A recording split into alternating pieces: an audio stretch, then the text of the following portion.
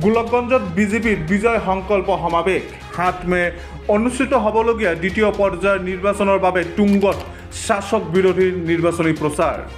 গোলকগঞ্জৰ ৰায়ঘাট জিলা পৰিষদৰ অন্তৰ্গত পোকালাগি গণেশ্বৰ ধামত বিজেপিৰ বিজয় সংকল্প সমাৱেশ।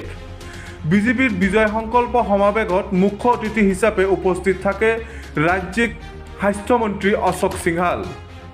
বিজেপিৰ সমৰ্থিত জিলা পৰিষদৰ প্ৰাৰ্থী শহীদুল ৰহমানৰ হৈ প্ৰচাৰ চলোৱায়। জোনাইৰ পৰা গোলকগঞ্জলৈ পঞ্চায়ত নিৰ্বাচনৰ ডাঙৰ ধুমুহা চলি আছে, য'ত ভাবা নাছিলো তাতো আমি জয়ী হ'ম। প্ৰথম পৰ্যায়ৰ নিৰ্বাচনত কংগ্ৰেছৰ কোনো ফলাফল নাই। এটা আসনৰ জিকিলে জিকিব, নহ'লে গোটেইটো ভাৰতীয় জনতা পাৰ্টি বা মিত্ৰজোঁটৰ হ'ব বুলি ৰাজ্যিক স্বাস্থ্যমন্ত্ৰী অশোক সিংহালে কয়। আগমনিৰ পৰা পাপিয়া চৌধুৰীৰ প্ৰতিবেদন, টাইম 24 আছাম।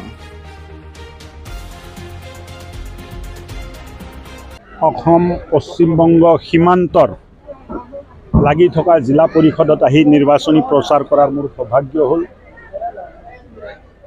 জোনাইৰ পৰা গোলকগঞ্জলৈ ভাৰতীয় জনতা পাৰ্টি আৰু ভাৰতীয় জনতা পাৰ্টিৰ মিত্ৰজোঁটৰ সপক্ষে এক ডাঙৰ ধুমুহা পঞ্চায়ত ইলেকশ্যনত চলি আছে।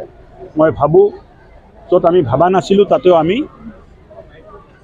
বিজয় হ'ম, তেনেকুৱা এটা পৰিৱেশ মই ফিল্ডত চাবলৈ পাইছোঁ। স্যাৰ, জলসিঞ্চনেৰ কাৰণে এই নামনি অসমৰ আমাৰ ধুবুৰী জিলাত থেকে ধৰি গোলকগঞ্জ অতি পিছপৰা, কি আপুনি ঘোষণা কৰিব এই পঞ্চায়ত ইলেকশ্যন? চাওক, য'ত জলসিঞ্চনৰ ব্যৱস্থা নাই গোলকগঞ্জ সমষ্টিত, ৰাইজে য'ত বিচাৰিব, অশ্বিনী ৰায় চৰকাৰ আছে, তেখেতক কৈছোঁ এটা লিষ্ট বনাই দিব, য'ত য'ত প্ৰয়োজন হ'ব আমি জলসিঞ্চন। প্ৰথম পৰ্যায়ত যিহেতু নিৰ্বাচন সমাপন হ'ল,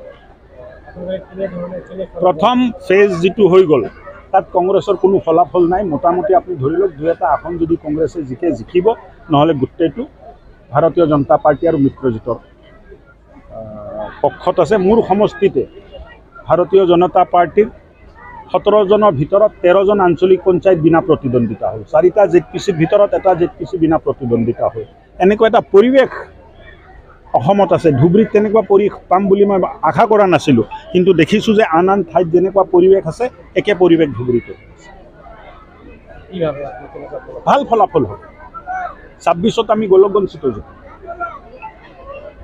আপুনি এটা কথা উল্লেখ কৰিছে যে 26ৰ নিৰ্বাচনত অশ্বিনী ৰায় চৰকাৰ জিকিব।